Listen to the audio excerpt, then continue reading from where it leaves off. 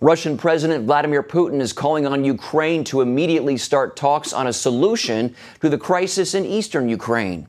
Only hours after Putin's call, Ukraine said a border guard vessel operating in the Azov Sea was fired upon by land-based forces. The attack took place amid heightened concern that the pro-Russian rebels are trying to take control of the land bridge between Russia and the Crimean Peninsula, which Russia annexed in March.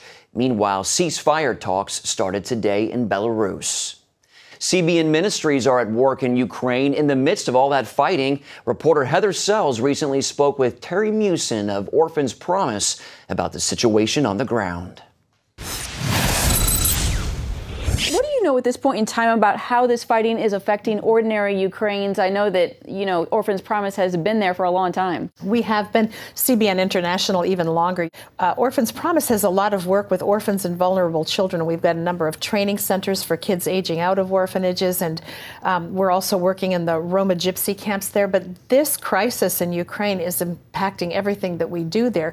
We've had to remove kids from some of the orphanages and homes in the southeast and take them to a safe place. And now, entire communities are evacuating. People have been hiding in their basements because of the artillery bombardment that's been going on. And then when they transition out of there into another city somewhere, they have to find a place to live. They've left everything behind. Some of it's been destroyed. But it's the practical, everyday things that I think are really crushing people. No bread, no water, diapers for babies, formula for little ones, the most basic medicine for just simple fevers and things. They don't have anything. So having feet on the ground there has allowed us to really send some aid over and be meeting the needs of those people as much as possible. It sounds like chaos throughout the country and a lot of migration within the country as well. Along that very eastern periphery where it bumps up to Russia, there's been a lot of inaccurate press, people who are still remembering the old, Soviet Union days when the mother country kept those checks coming every month. And, there's a price to liberty. So this country was still in a little bit of transition. And then this happening, I think, has created chaos in country.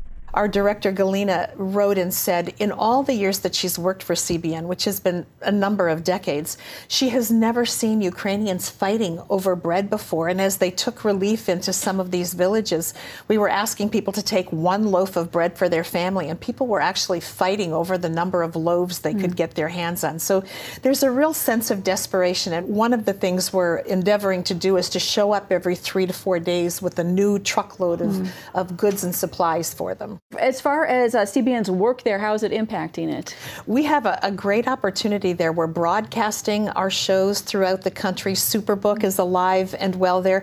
And now the generation that is coming into leadership in that country grew up with the original Superbook. So, we're just prayerful that God will take what the enemy's meant for evil and work it to good, and that the message of the gospel will ring true. What can you tell us about the church in Ukraine and how it's responding? You saw the church leaders standing in the street, praying with people, and just being there as a presence, a spiritual presence to defend the nation. And I think that that's continuing to happen, bringing evangelicals and the Baptist Church and the Eastern Orthodox Church together as one to pray for the peace of Ukraine. And just briefly, how can CBN viewers help? We need funds. We need opportunity to be able to continue to send those truckloads of care packages and goods and life-sustaining things into various regions. We've got, it's down in one area, but many, many villages, many cities, and the fighting is getting worse. We want to be there for them. Absolutely. Terry Mewson, thanks for your time. Thanks, Heather.